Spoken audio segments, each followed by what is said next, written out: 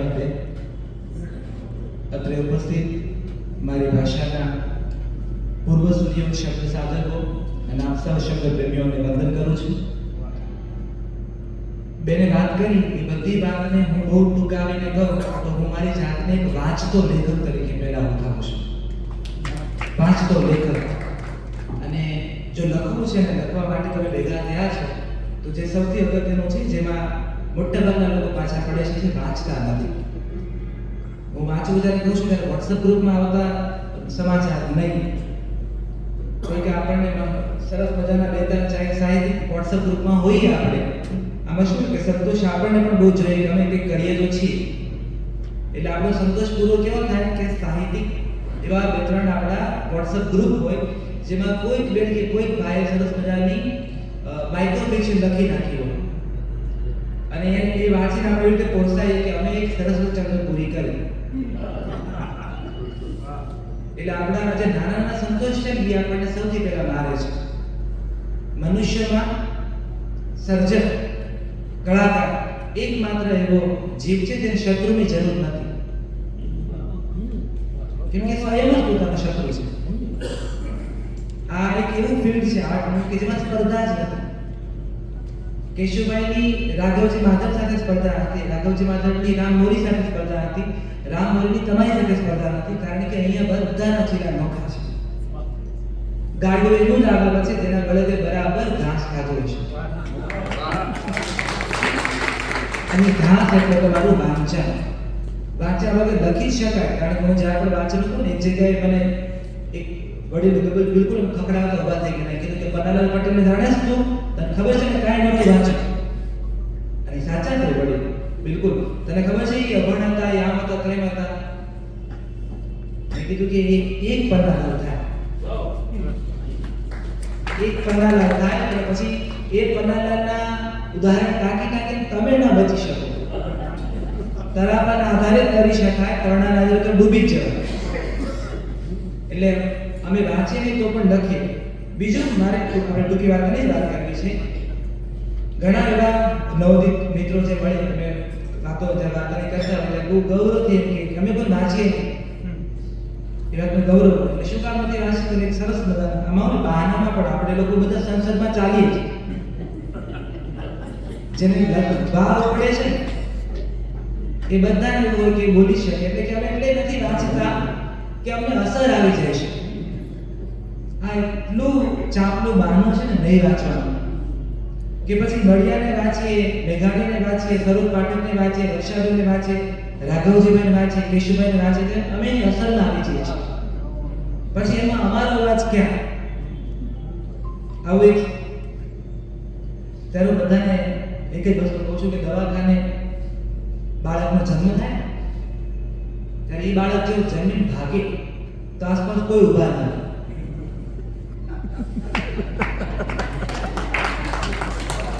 વોર્ડરૂમમાંથી nurse બહાર આવે ને કે તમારે દીકરી આવી છે કે દીકરો આવ્યો છે, ઘરના બધા રાજી થાય. પછી નાનું કોઈ બચ્ચોને હાથમાં લે જેની આંખો ધીમે ધીમે ખુલી રહી છે અને આંખો ખુલીને પાછી બંધ એટલે કરે છે કેમ કે હજુ પ્રકાશને ગ્રહણ કરવાની શક્તિ એમાં વિકસી નથી.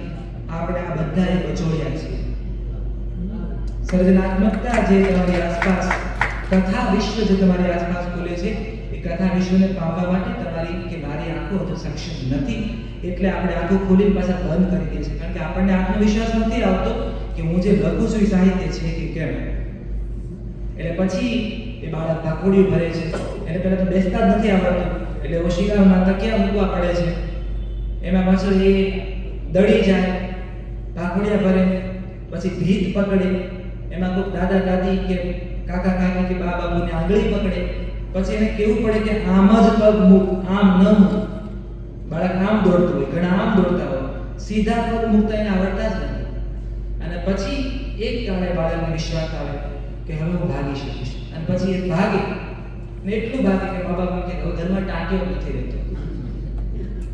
આ બાળકની જગ્યાએ આપણે આપણી જાતને મૂકી તો આખું દાન આપણું જ છે.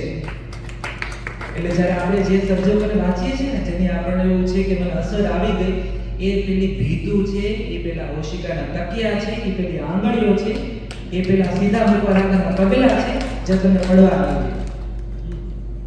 જાતે પેલા ભાગવું છે ને તમારો અવાજ શોધવો છે તો પેલા આ બધા લોકોને સાથે રાખવા બહુ જરૂરી છે. નવી નવી બાઈ પરણીને આવે ને સાસરિયામાં, હવે તો આ નળનો જમાનો છે, પેલા વીરડામાં પાણી ભરવા જવું પડતું ગાગર લઈને. તો જે નવી પરણીને આવે ને બહુની વીરડે પેલું પાણી ભરવા ન દે. ગામની બાઈઓ એવું કે તારા માટે વીરડો અજાણ્યો છે, તું જો દોઢી પેલા ભરવા ગઈ તો વીરડો ડોળાઈ જશે, એને નીતરતા બહાર લાગશે અને અમારું કામ ખોટી થશે. એટલે આ તમે જે બધા જેને લખવું છે એ ઉત્સાહથી આવ્યા છે ને બધા નવી નવી બાઈ છે.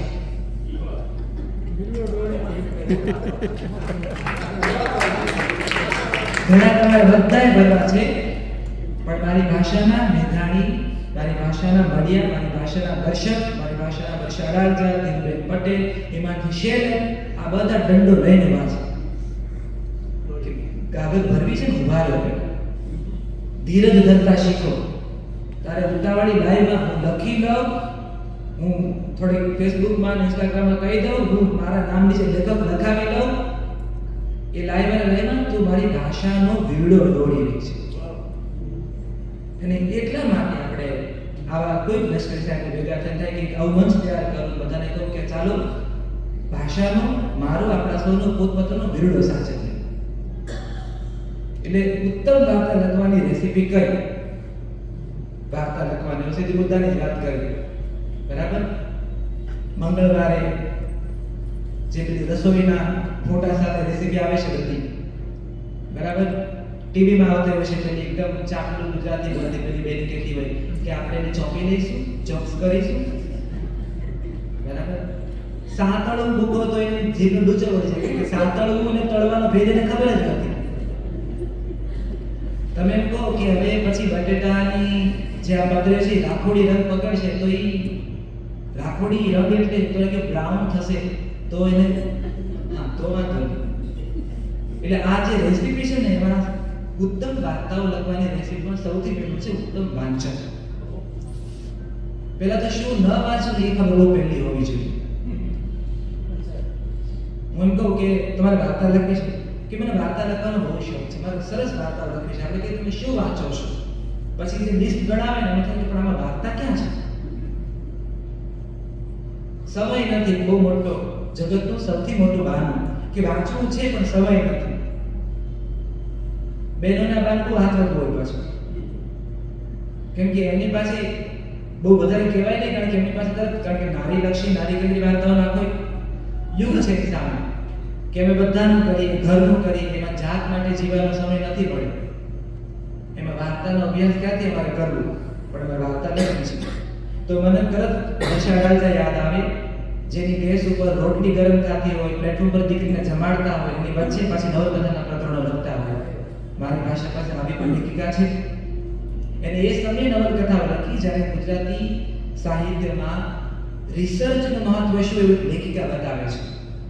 એની નવલકથાઓ જુઓ, આતશ વિયેતનામના યુદ્ધ ઉપર એની નવલકથા લખી, અને એ વર્ષમાં જ્યારે ગૂગલ અને વિકિપીડિયા મૂંઝાતું હતું. એટલે મારે તમને કહેવાનો ભાવ કેવો છે કે નહીં લખવાના કારણો બહુ જ બધા છે, લખવાના કારણો હંમેશા બહુ ઓછા હોય છે. એ કારણો સુધી આપણે પહોંચી, ઉત્તમ વાર્તાઓ વાંચી, ઉત્તમ સાહિત્ય વાંચી. શું કામ વાંચવું જોઈએ? પહેલા તો એટલા માટે કે તમે દીકરો કે દીકરીનો સગપણ કરો છો તો મૂળ ને મૂળ તપાસો છો ને. રોટલો કેવો મોટો છે, ઓટલો કેવો મોટો છે, આવકારો છે કે જાકારો છે, તો ત્યાં તમે કુળ ને મૂળ એટલે તપાસો છો. તો આવો તમે વાર્તા લખવા તો મારી વાર્તાનું કુળ અને મૂળ તમે તપાસો છો. તમારે મને પૂછ્યા વગર, મારી ભાષાને પૂછ્યા વગર તમારે તમારા 5 પાના લખીને આપી દેવા છે. દિવસમાં 5000 પાના શું 5 કરોડ પાના લખાતા હશે, પણ મારી ભાષા સાહિત્યના જે વરંડો હોય એ ડેલાની બહાર હું ઊભો છું લાકડી તમને કહું છું કે આપો તમે 5 પાના, પણ એ 5 પાના લખતા પહેલા મારી ભાષાની કઈ વિકૃતિ તમે વાંચી મને હિસાબ આપો. આ હિસાબ એટલે મારવો જરૂરી છે, કારણ કે જ્યાં સુધી કુળ ખબર નથી, તમને ખબર નથી ગુજરાતી સાહિત્યમાં કેવું ઉત્તમ કામ થયેલું છે, તમે કેવી કેવી વાર્તાઓ આપણે ત્યાં લખાણી છે, વાર્તા કેટલા પ્રકારે લખાય છે. વાર્તા એટલે હંમેશા ચકોલાવે ચોખાનો દાણો અને ચકીલાવે મગનો દાણો બે બાંધી ખીચડી નથી. વાર્તા પેલા રાજાને અંદરથી પણ કહેવાય છે કે એ જોઈ રહ્યો છે પોતાના ઝરૂખાથી આ ચકો ઓડ્યો, આ ચકી ઓડી અને રાજા ઝરૂખાને જોવે છે હવે બે ખીચડી બનાવી રહ્યા છે. વાર્તા પેલો કૂવોય કહી શકે જ્યાં કૂવામાં હિંચકો બંધાવાનો છે અને જ્યાં ચકાચકી સર્જનો પારખવા કરવા માટે હિંચકા પર હિંચકવાના છે. વાર્તા એ કૂવોય બોલી શકે. વાર્તા પેલી તપેલી કહી શકે જે જોતી હતી કે ચકો ખાઈ ગયો ને ચકી હજી સુધી સાથે પાટા બાંધી. ક્યાંથી વાર્તા કેવી છે તમારે, કોણ તમારી વાર્તા કહે છે? આ જે રમતો છે ને એ રમતો તો જ તમને સમજાશે જો તમે ઉત્તમ ભાષાની, ઉત્તમ સાહિત્યની ઉત્તમ કૃતિઓ વાંચી હશે. આ એવી અદ્ભુત આટીઘૂટીઓ છે. એની આટીઘૂટી એટલી રસપ્રદ છે. અભિમન્યુ છે ને એનો જે 7 કોઠાની વાત કરો છો, 7 કોઠા તો બહુ સહેલો છે. મારી ગુજરાતી વાર્તાના કોઠા બહુ અઘરા છે. એ કોઠાઓ એટલી તમારે વિંધવા જોઈએ કારણ કે તમારે લખવું છે એટલા માટે તમે ભેગા થયા છો. સૌ પોતપોતાનો રવિવાર ભૂમીને ભેગા થયા છો. બરાબર, કઈ કેટલાય કરવાના કામો છે. શિયાળો છે, ચીકી ખાવાની છે, બરાબર, બધાને પોતપોતાનું કામ છે. એની વચ્ચે વાર્તા માટે ભેગા થયા છો તે નિસ્બતની વાત તમને કરું છું. તમને ખબર જ નથી કે વાર્તાએ કેવું કામ સમયનું ડોક્યુમેન્ટ કર્યું છે. સાહિત્ય છે ને જે તે સ્થળ અને કાળનું ડોક્યુમેન્ટ છે. બહુ સીધા સરળ અર્થમાં તમને સમજાવું તો 1956 નો દુષ્કાળ કેવો હશે એ મારે સમજવું હોય તો હું સાહિત્ય પાસે જાઉં. મારી પાસે તરત જ માનવીની ભવાઈ નવલકથા છે. હું જ્યારે વાંચું ત્યારે મને સમજાય કે 56 નો દુષ્કાળ કેવો હશે. સમયનું ડોક્યુમેન્ટ થઈ ગયું. સર્જક શું કરી શકે, વાર્તાકાર કથાકાર શું કરી શકે? ઈશ્વરને દાળ આપી શકે. કોઈની તાકાત છે ઈશ્વરને દાળ આપવી. પણ તમે જેને કહો છો નહીં ભણેલો નહીં વાંચેલો પન્નાલાલ, એ કહી શકે કે એ કાળનો પાડનાર ભગવાન તારો લખો જ છે. એ કહી શકે. અને એ પન્નાલાલને કહેવાની છૂટ ભાષાનું ગોત્ર અને કથા સાહિત્યની સમજ આપે છે. તમને કંઈ પણ કહેવાની છૂટ છે, પણ તમે જે શબ્દ બોલો છો એ શબ્દની તમારી અધિકારિતા કેટલી એ નક્કી તમને સાહિત્ય કરી આપે છે. તો એટલા માટે વાંચવું બહુ જરૂરી છે. મને ખબર જ નથી કે મારી ભાષામાં હવે વાર્તાના પ્રકારો જુઓ તમે. હું કહું કે માત્ર વર્ણનોથી જ વાર્તા થાય, સંવાદોની જરૂર નથી. બરાબર, એટલે હું જરા બોલું છું ને તરત એક ખૂણામાંથી વિનય શંતાણી આમ સીધા આવે મારી સામે. અને માત્ર વર્ણનોથી વાર્તા થઈ શકે. વાર્તામાં અડધી ઉઘાડેલી બારીનું પણ મહત્વ છે. વાર્તામાં એક કુંજો પડ્યો છે, અંદર ફૂલ નથી, તો ખાલી કુંજાનું પણ એક મહત્વ છે. જે દ્રશ્ય તમે લખો છો, જે દ્રશ્ય સામગ્રીનો ઉપયોગ કરો છો, એનાથી વાત બનવી જોઈએ. એ જો એમનામ આવતું હોય તો એ ઘરમાં વધારાનું છે. તમે કેમ ઘરમાં વધારાનો સામાન રાખતા નથી? દર દિવાળીએ ઘર સાફ કરો છો, દર 4 મહિને છાપાવાળાને પસ્તી આપો છો, કેમ ઘરમાં ભેગું નથી કરતા? તો જ્યારે વાર્તા લખો છો ત્યારે જે વસ્તુનો ઉપયોગ જ નથી એ પ્રોપર્ટી વાચક પણ કાઢી જ નાખે છે. અને સરળ વાચક એમ કહે છે કે આ દુકાનેથી અહીંથી આપણે બટેટા, ટમેટા, ડુંગળી લઈ લેવાની.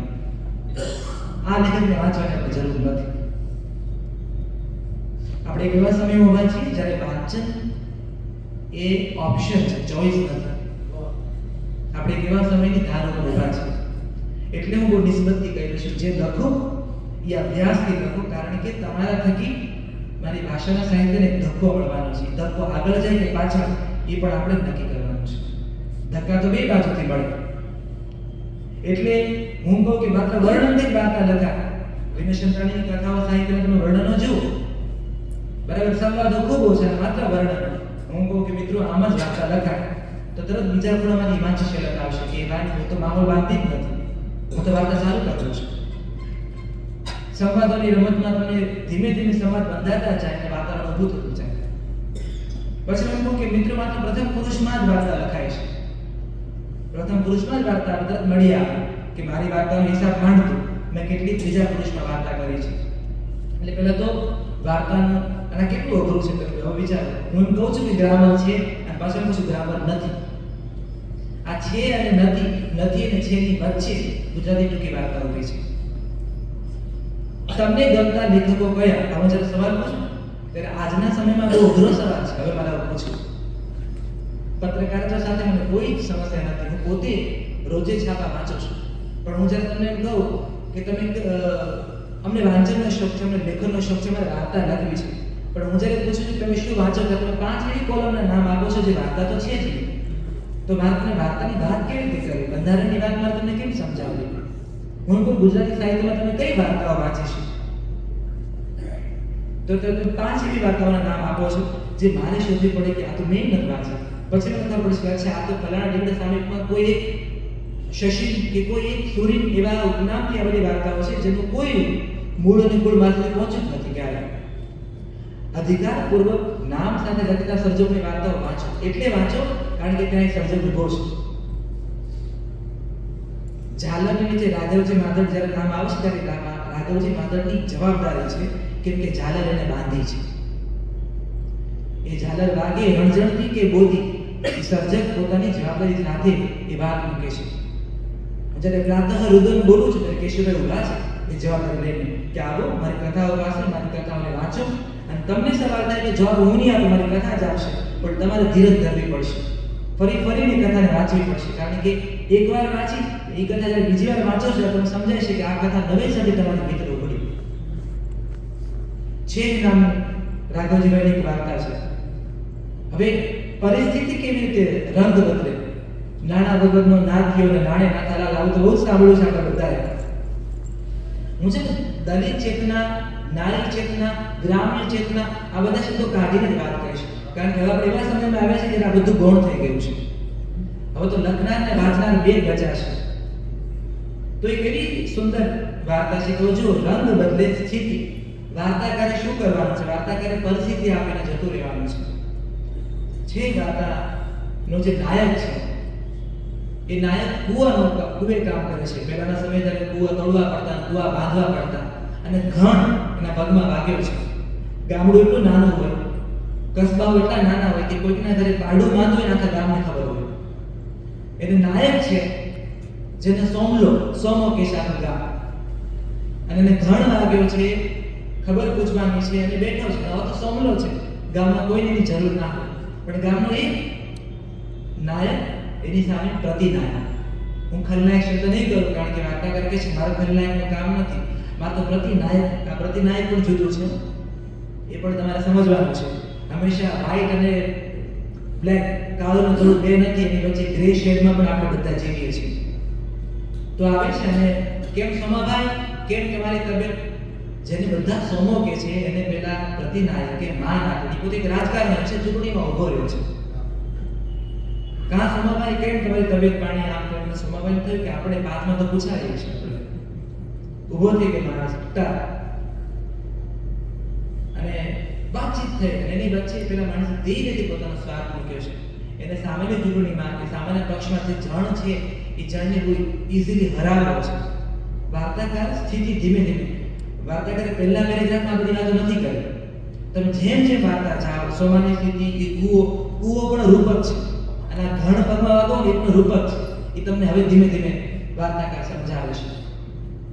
તમે કોઈને એટલું બધું માન આપો ને, એટલું બધું માન આપો ને, જે માન મને માન જે મળી રહ્યું છે એ માનનો અધિકારી છું કે કેમ એ વાત અને વાસ્તવ જ્યારે ભૂલી જાવ ત્યારે સૌથી પહેલો ઘણ વાગે છે સમાજનો મારા પગ ઉપર.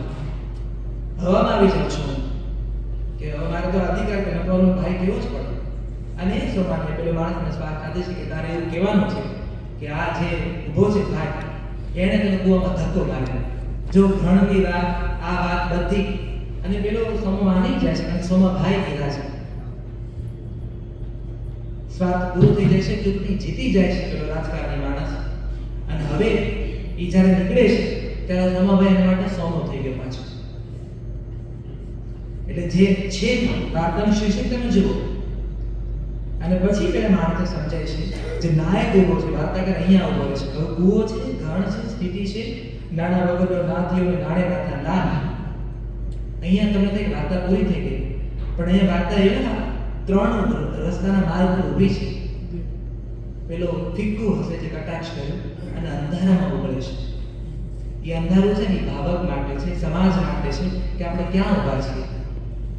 માવજી મહેશ્વરની વાર્તા છે અદ્રશ્ય દિવાલ.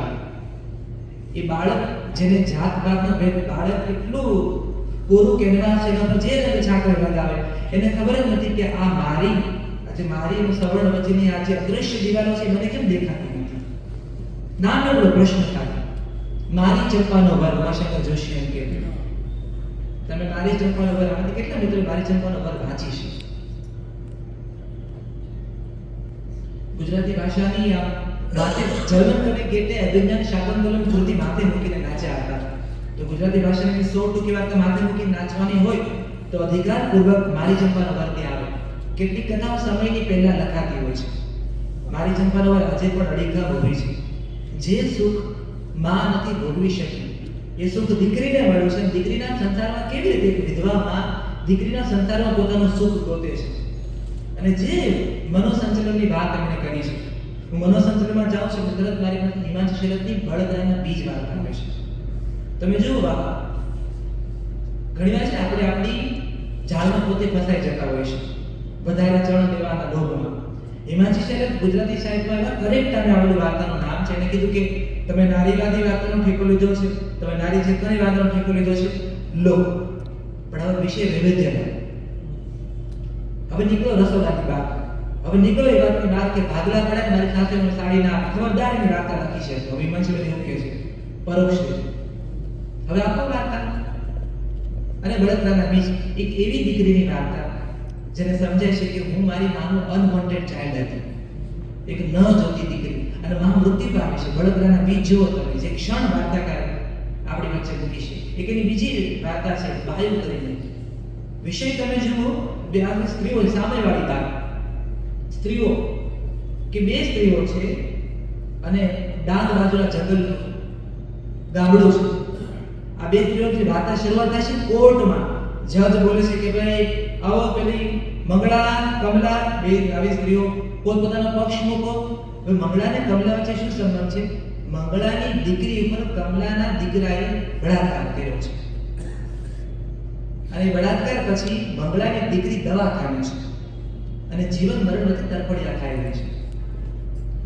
અને કમલાનો દીકરો પોલીસ સ્ટેશનમાં છે અને એને પોલીસે એટલો માર્યો છે કે એને બધા હાડકાં ભાંગી નાખ્યા છે. આ બે સ્થિતિ વાર્તાકારે મૂકી છે આપણી સામે કોર્ટ. અને એકદમ પરંપરાગત કોર્ટ વાર્તાકારે બતાવી છે કે જેમાં જજને જમવાનો સમય થયો છે, તારીખ પછી પડે છે અને પેલા દીકરીની માં બોલે છે કે સાહેબ મારી દીકરી પારેવડી પીખી નાખી. અને પછી પેલી દીકરાની માં બોલે છે કે સાહેબ બીજું બધું બરાબર છે પણ મારા છોકરાને કેવો માર્યો છે. બે માઓ છે. વાર્તાકારનું કામ જજ કરવાનું નથી, વાર્તાનું કામ ભાષણ કરવાનું નથી, કારણ કે તો વાર્તા ન જ લખશો. એ કામ બખૂબી આપણા કથાકારો કરી રહ્યા છે. વાર્તાનું કામ સમાજ સુધારણાનું પણ નથી. વાર્તાનું કામ માત્ર અંગુલી નિર્દેશનું છે કે આ સ્થિતિ છે, તમારે તમે મગ અને ચોખા ઘઉં નોખા કરું છું, હવે તમે તમારી તમને જે જોઈએ વીણી લો. વાર્તાકારની ભાષામાં ક્યાંય એને મંગળા અને કમલા માટે કાંઈ નથી કીધું. એને કીધું બે સ્થિતિ મૂકી છે. હવે વાર્તા ક્યાં છે? આ વાર્તા છે જ નહીં. મેં તમને કહી વાર્તા ત્યાં છે બંને એક જ બસમાં ગામ જવાનું છે. સરકારી બસ છે, બંને સ્ત્રીઓ બેઠી છે અને આમ દૂર દૂર બેઠી છે કારણ કે કમ્ફર્ટ નથી બે વચ્ચે. આ સંબંધ કેવો છે? અને પછી બસ જ્યારે ઉતરે છે ત્યારે સમય સાંજ થઈ ગઈ છે, એટલું અંધારું કે ત્યાંથી ગામ જવા સુધી લાંબી એક આખી ગીચ ઝાડી છે જંગલની. એ અંધારામાં કેવી રીતે જવાય? એટલે પેલી મંગળા અને કહેશે દીકરીની માને કે તારો ધણી તને દેવાનો તો બત્તી લઈ. અને ધીમે ધીમે વરસાદ પડવાની શરૂઆત થઈ છે. વાર્તા કરે તે વાતાવરણ બાંધ્યું છે. માત્ર આકાશ નથી ગૌરવગાતું, માણસનું મન પણ ગૌરવાય છે. અને પછી કહે છે કે એ જ્યાં લગી ન આવે ત્યારે તું મારે ઝૂંપડે બેસ. જેનો દીકરો રેપીસ છે એ માં કહી રહી છે કે જ્યાં લગી તારો ધણી નથી આવતો ત્યાં લગી તું મારે ઝૂંપડે બેસ. વખત બહુ સારો નથી. આયરની જો તમે, વખત બહુ સારો નથી. અને પેલી સ્ત્રી માની જાય છે અને ઝૂંપડામાં આવે છે. ઝૂંપડામાં બહાર ધીમે ધીમે વરસાદ પડી રહ્યો છે, રાતનો સમય છે, તમરાઓ બોલી રહ્યા છે, એક બત્તીનો અજવાળ છે, બે સ્ત્રીઓ બેઠી છે અને ઉપરથી ત્યાં જે વાસણો મૂક્યા એમાંથી ગાંઠિયાનું પડીકું કાઢે છે. અને ગાંઠિયાનું પડીકું ખોલી કારણ કે ભૂખ લાગી હતી, બહારથી આવ્યા હતા એટલે રોટલા ઘરનો ટાઈમનો વખત નહોતો એટલે ઘરમાં હોય છે તો ગાંઠિયા હતા અને બે સ્ત્રીઓ ગાંઠિયા ખાઈ રહી છે બેઠી બેઠી ઉભડો. અને ગાંઠિયા ખાતી ખાતી દીકરીની માં કહે છે કે હે બેન કેટલો મારા પોલીસ વાળાએ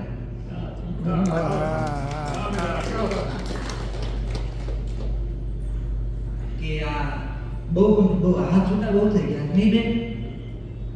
માણસ એટલે જનાવર કઈ જોતા નથી ને? દીકરીની માં બોલી દે છે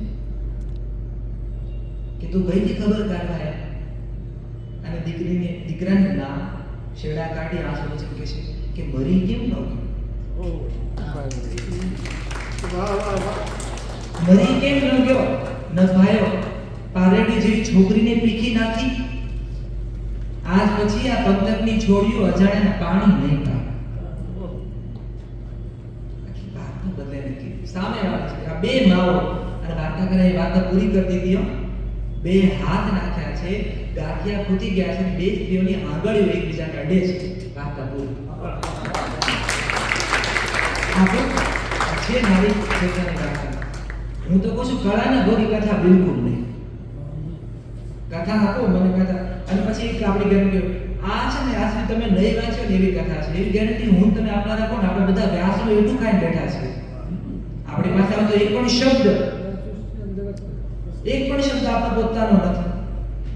ત્યારે હું એમ કહું કે મેં આ તો જે કેશુએ વાર્તા લખી તમે ક્યાંય નહીં વાંચ્યો. મારી જ છે વાર્તા. એ આજે ઘમંડ છે ને આપણો ઈ વામન વિરાટ એટલે થાય છે કેમ કે આપણે વાંચ્યું નથી. વાંચે ત્યારે આપણે સમજાય કે આપણે વામન જ રહેવાનું છે, વિરાટ નથી થવાનું. અને આવી વાર્તા તમે વાંચી હોય ત્યારે મારે મન થાય કે હું શું બોલું, કઈ વાર્તાની વાત કરું. આંતરસેવ નામની એક વાર્તા છે બિંદુ ભટ્ટની. આપણે બધાને એવું દરેક સાસુને એવું લાગતું હશે કે મારા દીકરાને આનાથી સારી બહુ મળી શકતી હોય. અને દરેક વહુને એવું થતું હોય કે મારી મમ્મી મારી ભાભીને રાખે છે ને એવું મારી સાસુ મન નથી રાખતી. આંતરસેવ આપણે જેને સૌરાષ્ટ્રમાં સલ્લો તોડવો, સલ્લો ભીડવો જે કહીએ, બ્લાઉઝમાં બધાના દોરા ટેવા બરાબર આંતરસેવ. હવે આની અંદર બિંદુ ભટ્ટ કેવી કળા કરે છે વાર્તામાં કે સ્ત્રીઓમાં તો બહુ સામાન્ય છે કે એકબીજાની સાડી પહેરવા આપી પણ એકબીજાને બ્લાઉઝ પહેરવા આપવું. પણ એમાં એવું છે કે દરેકના માપ જુદા હોય એટલે અહીંથી મહેનત કરવાની છે. વાર્તાકાર ત્યાં કહે છે સોય લઈને બેસે છે દોરા તોડવા માટે. અને એ જે બ્લાઉઝના સલ્લા તોડવાના ભેળવાની વાર્તા છે. વાર્તાની શરૂઆત એવી રીતે થાય છે કે સાસુ મૃત્યુ પામી છે અને હવે એનો સામાન બધો ઘરમાંથી કાઢવાનો છે, થોડો દાનમાં આપી દેવાનો છે. અને નાયિકા જે પુત્રવધુ છે એ બધા સામાનમાંથી સાસુનો એક બ્લાઉઝ એની પાસે આવે છે. અને ત્યાં સુધી જે સ્થિતિમાં એના સાસુને જોઈ હતી કે મારી સાસુ આ હતી, મારી સાસુ આટલું કરતી, આ કરતી, તે કરતી, ઘરની આ જવાબદારી પકડી રાખતી, એ બળદરા કરતી, આ કરતી, તે કરતી, કોઈને ગણી નહોતી કોઈ દિવસ. મારી સાસુને કોઈ દિવસ પૂછે તમે શાક કયું ભાવે તો બા પાસે કોઈ જવાબ જ ન હોય. પોતાના માટે શાક બનાવ્યું તો બા અથાણું રોટલી ખાઈ લે, પણ એકલી માટે શાક ખૂટી ગયું તો પોતાના માટે અલગથી ન બનાવે. બધી વાતોમાં નાયક સ્ટેજ સુધી હું વાર્તા વાંચતો મને થાય કે સાસુની વાતો કરી રહી છે. વાર્તાની ક્ષણ ક્યાં આવી ઉભી રહે છે જ્યાં વાર્તા પૂરી થઈ છે. એણે એ બ્લાઉઝ પહેર્યું અને પછી અરીસામાં પોતાને જોયું. પાત્ર બદલાયું છે, સ્થિતિ ત્યાં ઉભી છે. એ બ્લાઉઝ એને પહેર્યું, અરીસામાં જોયું અને થયું કે એક આકર્ષક આવશે જ મારી એક દોરાવાળા ફેર છે. આ એક દોરો લઈ લે છે એટલે પછી હું ને મારી સાસુ એટલે આ ઘરમાંથી સાસુ ગઈ અને વહુ સાસુ બની ગઈ છે. આ સ્થિતિને તમે જુઓ જરાય મુખર થયા વગર કેવી રીતે વાર્તાકાર કહી શકે. જયંત ખત્રી કહે છે કે ખીચડી વાર્તા એ ખીચડી શબ્દ કેટલો માર્મિક છે આ કથામાં કે ઘરમાં દીકરીને એટલું કમાવાનું છે કે લકડી એટલે ખીચડી ને ખીચડી એટલે લકડી. કોઈ કમાવાની સ્થિતિ ઉપર વાર્તાકાર કેવી રીતે રમત કરી શકે. તમારું માઇન્ડ જેમ કે ગીલો એટલે છકડો, છકડો એટલે ગીલો. કર્તા અને કર્મ બે એકબીજામાં એટલા ભળી ગયા તો લકડી ખીચડી કમાય છે. અને લગ્નના લગ્ન વિશે કોઈની ચિંતા નથી. જો લગ્નના લગ્ન થાય તો ઘરમાં ખીચડી આવતી બંધ થશે. કેમ કે ભાઈ દારૂડિયો છે, ભાઈ જુગારી છે, માં કમરથી ઝૂકી ઘરમાં આટા મારે છે અને બાપ થી કાંઈ થતું નથી. અને લકડી સ્વમાન અને ચારિત્ર્યના રોધી ખીચડી કમાઈને લાવે છે. અને વાર્તા એને મૂકી છે અને છેક સુધી વાર્તાકાર કહે છે લકડી એટલે ખીચડી એટલે લકડી. મેઘાણી વાર્તા આપે છે લાડવો રંડાવો. વિદ્રોહની વાર્તા એ સમય માત્ર આપણે માની કે હવે 2024માં વિદ્રોહની વાર્તાઓ થઈ છે. તમે જાઓ મુનશીની વાર્તાઓ વાંચો. મુનશી પહેલા હું તો કહું ગોવાળની પોતાનામાં બહુ મોટી સ્વતંત્ર આધુનિક વાર્તા હતી, જેને આપણે ગુજરાતની પહેલી ટૂંકી વાર્તા મલયાળીની કહીએ છીએ ગોવાળની.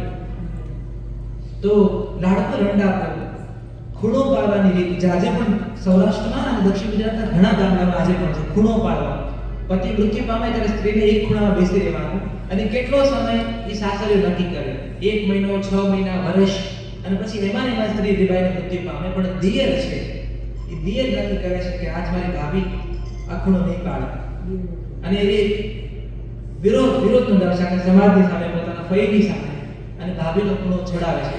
આ વાર્તા એ સમયે મેઘાણી મૂકી.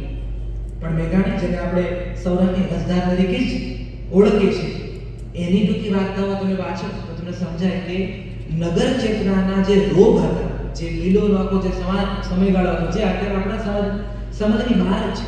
અમદાવાદની મિલો કાપડની જે સમયગાળો હતો, મુંબઈની જે મિલો હતી, અને લોક આખું કમાવા માટે હાથ પગના કોલસા હાથ પગ થઈ ગયા હોય, અને ઠેર ઠેર ક્ષય ને રક્તપિત્તના રોગ ફાટી નીકળ્યા હોય, એવા અંધારામાં મરતું બળતું ફાનસ.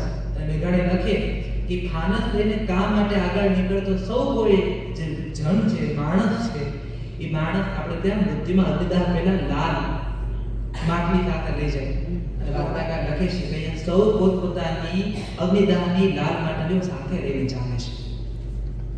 એ જે અંધકાર કાળ વાર્તાકારે બતાવ્યો છે. સુરેશ જોશી થીગડું નામની વાર્તા આપે છે આપણને.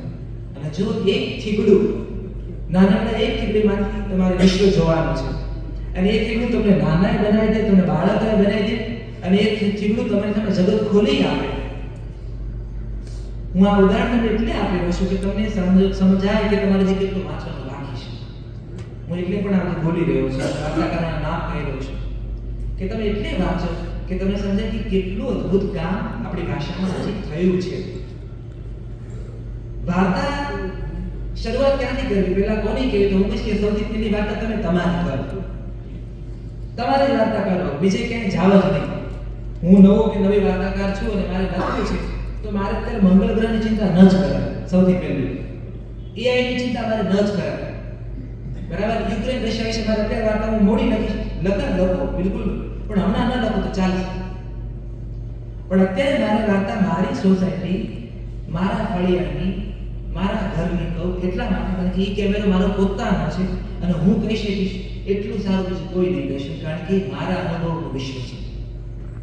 સર્જક જ્યારે લખે છે ત્યારે શરૂઆતના પ્રારંભના 10 વર્ષ મોટાભાગનો દાયકો એવો હોય છે જેને પોતે બાળપણમાં જે જોયું એ જ લખે છે મોટાભાગના.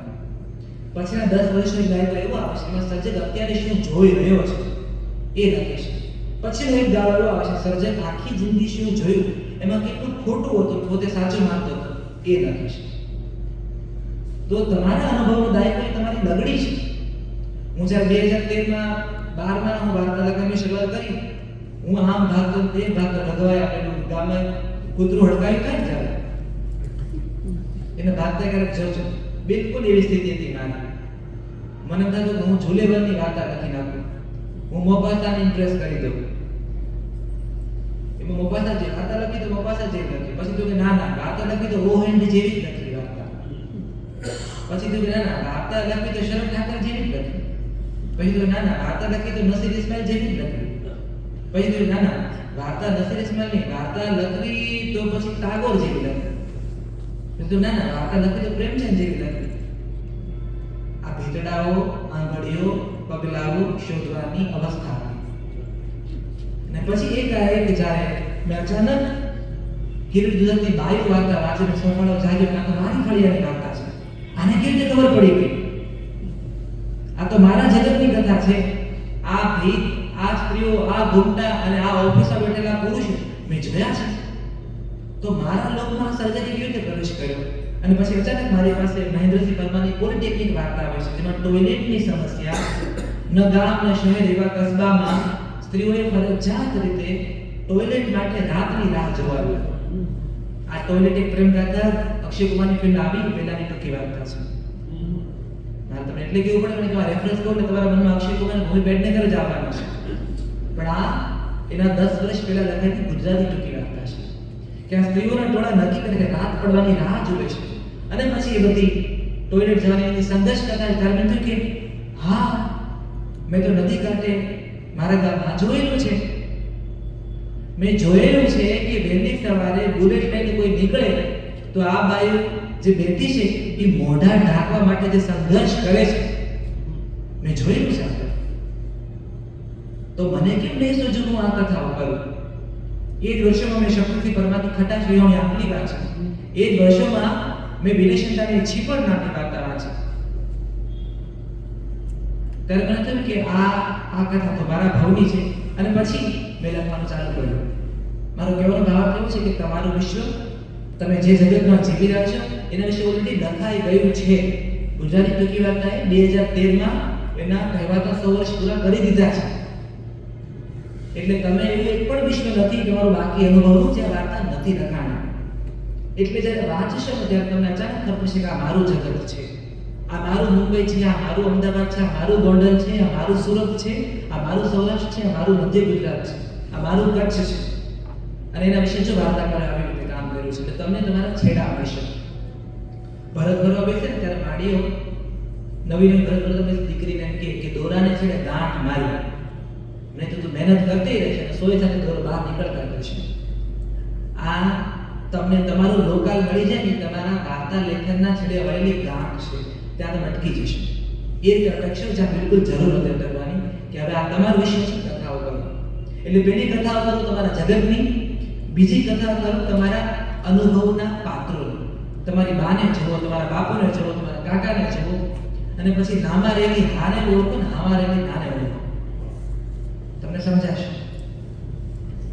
આમન્યા તો રાખવાની હોય એવો એક રિવાજ છે, પણ એવો ટાણો કે દાદા આવ્યા છે ઘરમાં, જમવાનો વખત થયો છે પણ દાદાને કે કોણ કે રોટલો થઈ ગયો છે. દાદા ડેલીએ બેઠા છે, બપોરનો 12:30 થયા છે, ભૂખ એને કકડીને લાગી છે અને ઘરમાં એક ઓશીમાં નાનું છોકરું રમે છે જેને બોલતા જ નથી શીખ્યું અને ઘૂંઘટમાં રસોડામાં ઘરની નાર ગૃહિણી છે.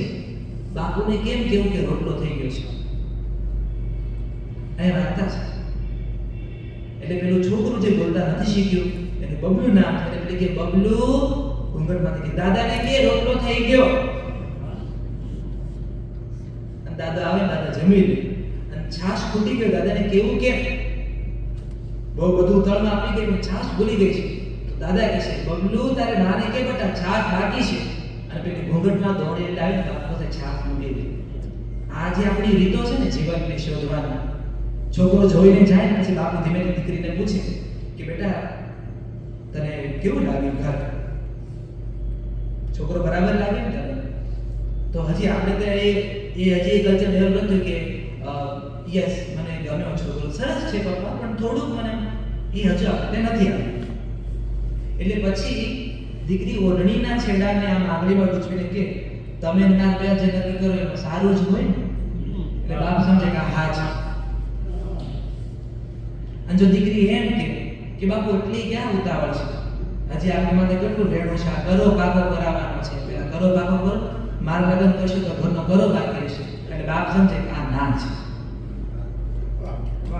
આ હા અને ના. કોરોના આવ્યો ને, કોરોના ત્યારે બહુ જ વિષમતાઓ જોવા મળી હતી આપણા જીવનની. હજી ત્યાં ગુજરાતી સાહિત્યમાં કોરોનાની વાર્તા આવવાની બાકી છે.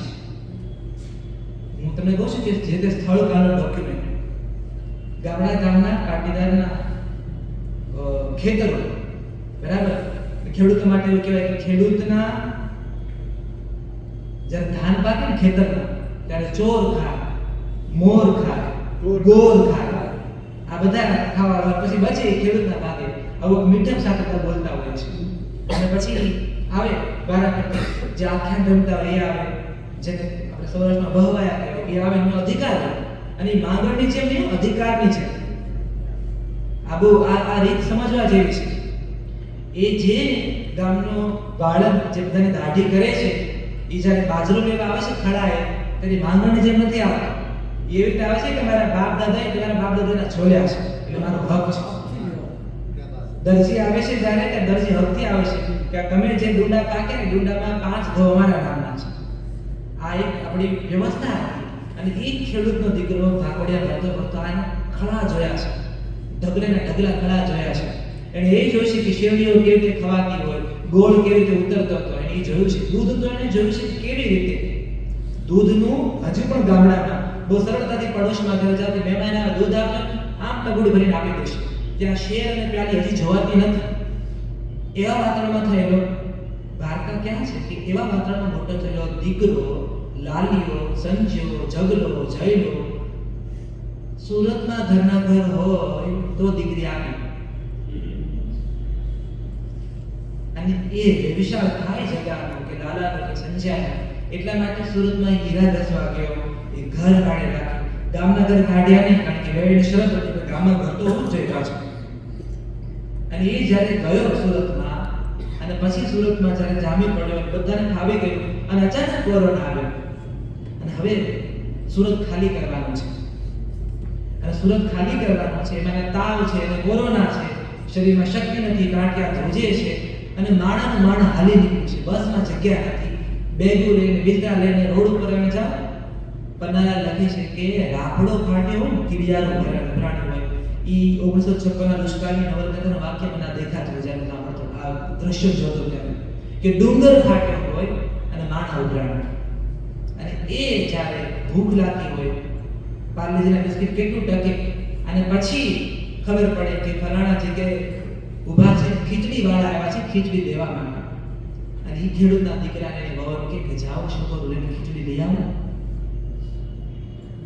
વિષયની ક્ષણ જે છે, અને એ ખેડૂતનો દીકરો એના તમામ પ્રકારના માન અપમાન સમાન બધું મૂકીને, કારણ કે ગામમાં છોકરું વળે છે, પત્નીના પગ ધ્રુજે છે, ભૂખ્યા હોઠ ભૂકાઈ ગયા છે, એ બાળકો લઈ ખીચડી લેવા લાઈનમાં ઉભો રહ્યો છે. લાઈનમાં ઉભો રહ્યો છે, પણ અડધી કલાક ખાલી વાટકે પાછળ આવ્યો છે. પેલી પૂછે છે એની પત્ની કે કા પાછળ ખીચડી કેમ ના લીધી? તો બાપ મરી ગયો હોય ઠૂઠો મોકલીને કીધું કે ભમરાડા ફોટા કાઢે છે. આ વાર્તા છે, આ વાર્તાની ક્ષણો છે. એક ખળામાં મોટો થયેલો છોકરો, જેને જોયું છે કે ચોર મોર ને ગોર આખું ગામ જમે છે, એ જ છોકરો જ્યારે વાટકું ખીચડી માટે હાથમાં ખીચડી આપી પાછા ફોટા પડાવે છે. એટલે એનો આત્મા ડંખ્યો, ખેડૂત દીકરાથી આ તો નહીં થાય. આ જે વિષમતા છે ને, વિષમતાની કથાઓ કહેવાની આપણે બાકી છે. આ તો આ જ કથા એવું નથી કહેતો, હું એવું કહું છું કે જીવનમાં ક્યાં આપણને કથા મળી જતી હોય છે. ગામડાના ગામડા ખાલી થયા સૌરાષ્ટ્રમાં. કેમ? તો કે મોટા શહેરમાં અમદાવાદમાં આવી ગયા અને સુરતમાં આવી ગયા, બધા જતા રહ્યા. એટલે ગામડાઓની કડ વળી ગઈ, ગામને માથે ધોળાયા. કે શ્રાદ્ધ નાખનારું કોણ એવું કહું તો ગામમાંથી ખાલી કાગડા ઉડે. એવી સ્થિતિ. વિનયશંતાણીની વાર્તાઓ કહે છે અહીં કોઈ રહેતું નથી. અને એવા ગામડાઓમાં રાતોરાત જવાની ખોટી ગામડામાં. કેમ? તો કે જપ મારે બધા પાછા. અને એ દાદાઓ, એ ડોશીઓ જેને દૂધ અને ઘીની બરણીઓ આપી હતી બાલક ટ્રાવેલ્સમાં સુરત મોકલવા માટે, બરાબર, ઘીહોડા અને કારેલા અને બટેટા કે સમારી બહુ હાટે મોકલતા હતા. એવી છે સમજણ માળીઓ બાલક ટ્રાવેલ્સમાં ઉભા હોય ડોસા માટે, આ લઈ જાય ભરા છે, મારા નાલો ઉભો રહેશે. અને બરણીઓ મોકલી છે. પછી એ માળીઓ, એ ડોસા વાટ જોતા જોતા ગુજરી ગયા કે આ વેકેશનમાં છોકરા આવશે, આ વેકેશનમાં છોકરા આવશે, આ વેકેશનમાં છોકરા આવશે. પછી ડોશી એક રહી અડધી ચૂકી ગઈ અને પૂછે કે હે લાલા તું કેદી આવીશ બેટા? કે બા ઓનકા વેકેશનમાં છે ને એને કેટિંગના ક્લાસ ચાલુ કર્યા છે. એટલે બાને કેટિંગ ખબર ન પડે, એને ખબર પડે કંઈક એવું કર્યું છે કે પાછું નહીં આવે. બીજા વેકેશન રાત જોવાની બા પૂછે કોને? ડોશી ગામના માસ્તરને કે હવે નવું વેકેશન કેદી પડે? કેદી માસ્તર તું કહેજો. પછી નવું વેકેશન આવે પાછું ડોશી ફોન કરે કે હે લાલા કેદી તું બધાને લઈને આવે છે? કે બા હવે ને સ્વિમિંગના ક્લાસ ચાલુ કર્યા છે. ક્લાસ પૂરા જ નથી. અને ડોશી વાટ જોતી રહી ગઈ. અને એવા કોરોના કાળમાં બધા પાછા આવ્યા. અને એ ડેલી જેમાં ભીતોમાં ગાર ભેગી સન્નાટો લીપાયેલો હતો, ના ગોકીરાના દીવા થયા. અવાજો, ભીતોને, નળિયાને, ભીતડાને અવાજો એવું ડોશીને પહેલી વાર ખબર પડી. અને છોકરાઓ રમી રહ્યા છે ફળિયામાં, અગાશીમાં રમી રહ્યા છે. ડોશીને થયું કે આ અમારે નવા અવતારે દિવાળી. અને એમાં છોકરાઓની જીદ પકડી છે કે પીઝા ખાવા છે, કારણ કે ટેવ પડશે દર રવિવાર તો ઘરે રસોઈ ન બને. વડ લખે મારો નિયમ છે પીઝા ખાવા છે. ગામમાં પીઝા ક્યાંથી લાવવા? એટલે પેલા છોકરાઓ સમજાવે છે, નાના છોકરા બધા તોફાને ચડ્યા છે. ડોશી સાંભળે છે, કડે ઝૂકી કીધી કે એની વાત થાય તો ટાબોરે કહેશે દાદી મને પીઝા ખાવો છે. તો ઈ હોય કેવું? ટાબરિયા હોશિયાર મોબાઈલમાં યુટ્યુબમાં ખોલ્યું, દેખાડ્યું દાદીને પીઝો. આ તો હું બને. ડોશી વાંકી રમડામાં ગઈ, વાહે છોકરા ગાઉન પહેરીને જે બહુ ફોનમાં વાત કરતી હતી, હા જો ને કઈ છો કોરોના ઓછો, એ જે ખુરશી પર બેઠી હતી એ બધી છોકરા શાંત કેમ પડી ગયા? છોકરાનો ગોકીનો શાંત પડે તો હવે આપણને ડર લાગે. અવાજ કેમ બંધ થઈ ગયો? મારા બેટા કઈ કાંડ ન કરતા હોય. એટલે બહુ શોધી રસોડામાં આવી, જ્યાં બા કથરોટમાં રોટલાનો લોટ બાંધી રહ્યા છે. અને પેલી બહુ કહે છે બા મેં બાજરો નથી આપતા, બાજરોને સખ્ત નથી, ગરમ પડે છે. ડોશી કઈ હામું જોયું, એની નજર માં તો તારો બા મારા 4 મોટા થઈ ગયા બાજરામાં. એની ખાલી નજર જ કહે છે તારા બાપ 4 મોટા થઈ ગયા, તું નઈ ની એકને જણી એટલી બધી ફડાશ મારે. પણ કઈ બોલતી નથી, અને ન બોલે એમ જ વાર્તા છે. ખાલી એની નજર જ બહુ સામે જાય. અને છોકરો કહે છે બેન તો બેન ખુરશીમાં તો વોટ્સઅપ રહે, બધા ભંગા થઈ ગયા નથી જોતું. તું છોકરાઓ માટે વંડર છે કે બા શું કરી રહી છે. એમાં એક છોકરાએ વિડીયો ચાલુ કર્યો, ડોશીને ખબર પડી કે આ તો વિડીયો ઉતારે છે. તો ડોશીએ વાળની લટ હરખી કરી, ઉંમર ગમે એટલી હોય પણ જો એટલે માથે હવે બરાબર. અને પછી ડોશીએ લોટ બાંધ્યો, તાવડી પર રોટલો મૂક્યો, રોટલો ઉતર્યો, પછી ગોર કાઢી અને એના ઉપર માખણના લોંદા ડોશીએ મૂક્યા. પછી એના ઉપર ડોશીએ ટમેટા સમારી નાખ્યા, ડુંગળી સમારી નાખી, કોથમીર નાખી, એક દાડમ ફળિયા મોંઘીથી તોડી લાવ્યા, એને ભાંગીના ધોળા રાતા દાણા એને ડોશી ભભરાયા. અને પછી ચપ્પુથી 8 ભાગ પાડ્યા અને બધા કોતરાને ડોશી આપ્યા. અને છોકરાઓ ખાતા જાય. આ દાદી પીચો છે, મારો દાદી પીચો છે. અને એ દાદીના બોખા મોઢાને પપ્પીઓ ભરે છે, બચીઓ ભરે છે. અને આ અભિવ્યક્તિ પણ ડોશી માટે નવી હતી. ખુદના છોકરાને ખાલી ઓવાળના જ દીધા દીકરો, કારણ કે ગળે મળવું પણ આપણી પરંપરા નથી રહી. આજે હું યાદ કરું કે હું પૂછું કે છેલ્લે તમે તમારા બા બાપુને કીધી ગળે મળ્યા હતા, તો જવાબ બધો થોડો અઘરો પડે છે. ત્યારે આ છોકરાઓ બચીઓ ભરે છે ડોશીના ગાલ ઉપર. અને ડોશી કીધું કે ત્યાં ઉતારીને હું બટા ડબલામાં. અને છોકરો વિડીયો બતાવે છે. અને ડોશી હરખાથી જોવે છે કે ભારે આવે છે રૂપાળું. અને કે આમાં ક્યાં વધી રહ્યા કે બા તમે બે જાવ પછી રહે. ડોશી હરખાથી કહે છે કે લે મારા છોકરાએ મને ડબલામાં મોત હાંફાયું, મારું મોત ડબલામાં હાંફી ગયું, હું ટકી ગઈ આમાં. છોકરાઓ રાજી, ડોશીને પપ્પીઓ ભરી ગયા અને ફળિયામાં દાદી પીછો પણ રોટલા ખાઈ ગયા, જમી ગયા. છોકરો થઈ ગયા બા તમે તો છોકરાને આમ તેમ. સવી સાંજ થઈ, કથા આવે છે.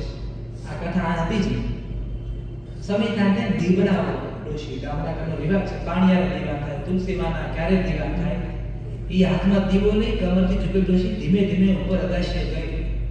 છોકરાએ જોયું ઘર જગલાય કે બા ના હું જાઉં વાત કરી તો પહોંચી ગયા. અને અગાશી ઉપર પાળીએ દીવો મૂક્યો, ડોશીએ માથે પાલવ કર્યો.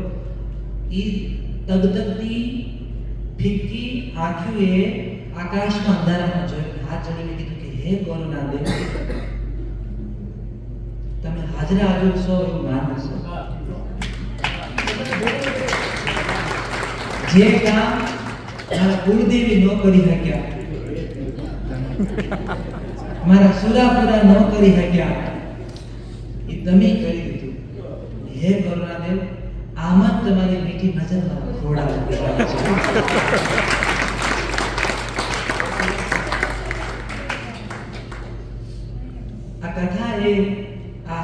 હાસ્યસભર પણ કરુણ આલાપની છે. કથા એટલે હંમેશા હું નથી કહેતો કે જેમાં રડવું જ આવે. કથામાં છે એમાં હાસ્યને ચમકાર આપે છે. આ પણ વાર્તા કહેવાની એક રીત છે.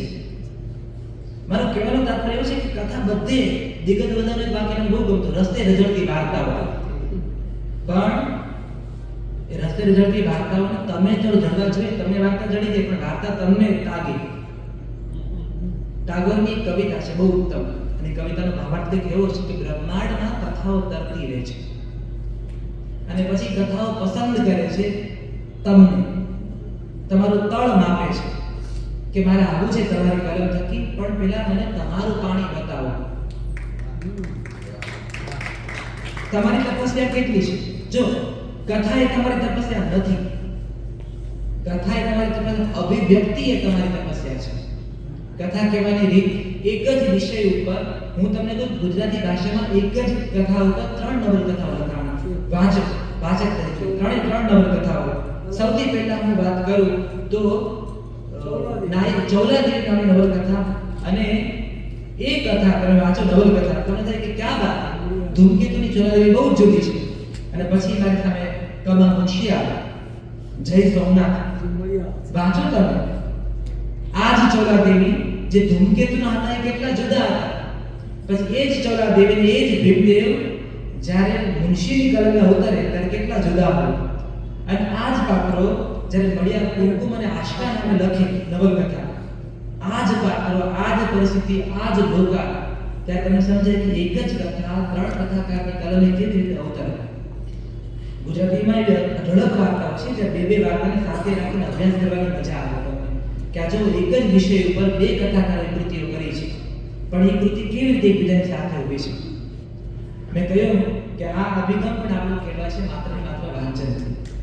મારે આજે કલાકમાં તમને કેવી રીતે વાર્તા લખી શકાય એ તો હું તમને ન ભણાવી શકું, પણ કેવી રીતે વાર્તા ન લખી શકાય એ તો હું તમને બિલકુલ કહી શકું. તો હું એમ કહું છું કે પદ પર પદ ચડાવી વોટ્સઅપની 3 માઇક્રો ફિક્શન વાંચીને રાજી થઈને વાર્તા તો નથી લખી શકાતી.